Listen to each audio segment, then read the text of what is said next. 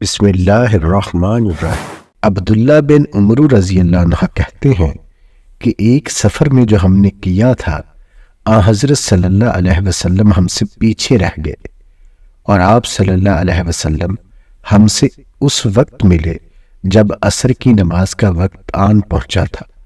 ہم جلدی جلدی وضو کر رہے تھے، پس پاؤں کو خوب دھونے کے بدل ہم یوں ہی سا دھو رہے تھے۔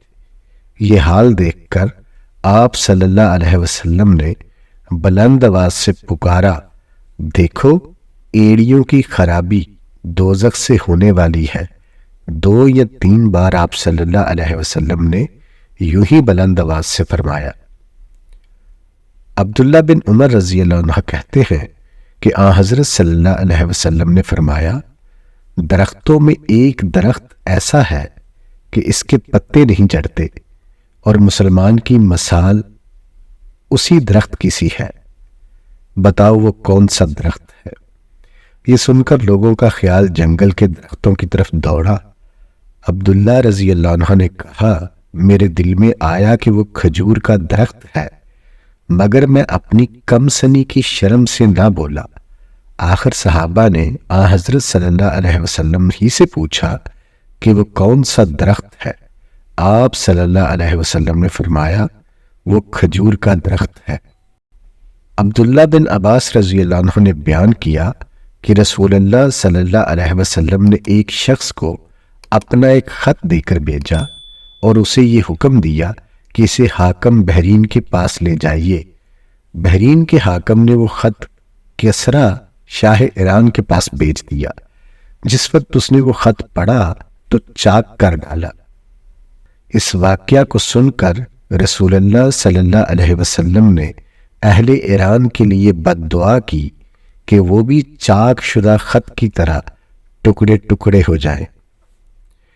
حضرت انس بن مالک رضی اللہ عنہ سے مروی ہے کہ رسول اللہ صلی اللہ علیہ وسلم نے کسی بادشاہ کے نام دعوت اسلام دینے کے لیے ایک خط لکھا یا لکھنے کا ارادہ کیا، تو آپ صلی اللہ علیہ وسلم سے کہا گیا کہ وہ بغیر مہر کے خط نہیں پڑھتے، یعنی بے مہر کے خط کو مستند نہیں سمجھتے۔ تب آپ صلی اللہ علیہ وسلم نے چاندی کی انگوٹھی بنوائی جس میں محمد رسول اللہ کندہ تھا۔ گویا میں آج بھی آپ صلی اللہ علیہ وسلم کے ہاتھ میں اس کی سفیدی دیکھ رہا ہوں۔ عبداللہ بن مسعود رضی اللہ عنہ ہر جمعرات کے دن لوگوں کو وعظ سنایا کرتے تھے۔ ایک آدمی نے ان سے کہا، اے ابو عبد الرحمن، میں چاہتا ہوں کہ تم ہمیں ہر روز وعظ سنایا کرو۔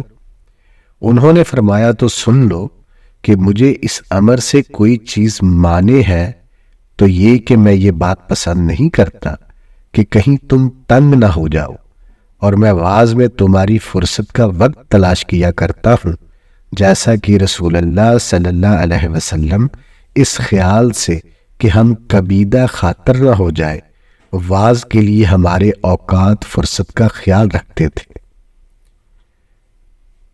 حمید بن عبد الرحمن نے کہا کہ میں نے معاویہ سے سنا، وہ خطبہ میں فرما رہے تھے کہ میں نے رسول اللہ صلی اللہ علیہ وسلم کو یہ فرماتے ہوئے سنا کہ جس شخص کے ساتھ اللہ تعالیٰ بلائی کا ارادہ کرے اسے دین کی سمجھ عنایت فرما دیتا ہے، اور میں تو محض تقسیم کرنے والا ہوں، دینے والا تو اللہ ہی ہے، اور یہ امت ہمیشہ اللہ کے حکم پر قائم رہے گی، اور جو شخص ان کی مخالفت کرے گا انہیں نقصان نہیں پہنچا سکے گا یہاں تک کہ اللہ کا حکم قیامت آ جائے اور یہ عالم فنا ہو جائے۔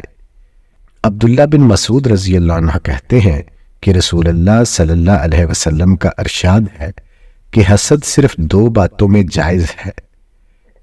ایک تو اس شخص کے بارے میں جسے اللہ نے دولت دی ہو اور وہ اس دولت کو راہ حق میں خرچ کرنے پر بھی قدرت رکھتا ہو، اور ایک اس شخص کے بارے میں جسے اللہ نے حکمت کی دولت سے نوازا ہو اور وہ اس کے ذریعہ سے فیصلہ کرتا ہو اور لوگوں کو اس حکمت کی تعلیم دیتا ہو۔ حضرت عبداللہ بن عمر رضی اللہ عنہ نے فرمایا، میں نے رسول اللہ صلی اللہ علیہ وسلم کو یہ فرماتے ہوئے سنا ہے کہ میں سو رہا تھا، اسی حالت میں مجھے دودھ کا ایک پیالہ دیا گیا، میں نے خوب اچھی طرح پی لیا، حتیٰ کہ میں نے دیکھا کہ تازگی میرے ناخنوں سے نکل رہی ہے۔ پھر میں نے اپنا بچا ہوا دودھ عمر بن الخطاب کو دے دیا۔ صحابہ رضی اللہ عنہم نے پوچھا، آپ نے اس کی کیا تعبیر لی؟ آپ صلی اللہ علیہ وسلم نے فرمایا، علم۔ عبداللہ بن عمرو بن العاص سے مروی ہے کہ حجۃ الوداع میں رسول اللہ صلی اللہ علیہ وسلم لوگوں کے مسائل دریافت کرنے کی وجہ سے مینا میں ٹھہر گئے تو ایک شخص آیا اور اس نے کہا کہ میں نے بے خبری میں ذبح کرنے سے پہلے سر منڈا لیا۔ آپ صلی اللہ علیہ وسلم نے فرمایا، اب ذبح کر لے اور کچھ حرج نہیں۔ پھر دوسرا آدمی آیا، اس نے کہا کہ میں نے بے خبری میں رمی کرنے سے پہلے قربانی کر لی۔ آپ صلی اللہ علیہ وسلم نے فرمایا، اب رمی کر لے اور پہلے کر دینے سے کچھ حرج نہیں۔ ابن عمرو کہتے ہیں، اس دن آپ صلی اللہ علیہ وسلم سے جس چیز کا بھی سوال ہوا جو کسی نے آگے اور پیچھے کر لی تھی تو آپ صلی اللہ علیہ وسلم نے یہی فرمایا کہ اب کر لے اور کچھ حرج نہیں۔ ابو مسعود انصاری سے روایت کرتے ہیں کہ ایک شخص حزم بن ابی کعب نے رسول اللہ صلی اللہ علیہ وسلم کی خدمت میں آ کر عرض کیا، یا رسول اللہ، فلاں شخص معاذ بن جبل لمبی نماز پڑھاتے ہیں، اس لیے میں جماعت کی نماز میں شریک نہیں ہو سکتا، کیونکہ میں دن بھر اونٹ چرانے کی وجہ سے رات کو تھک کر چکنا چور ہو جاتا ہوں اور طویل قرات سننے کی طاقت نہیں رکھتا۔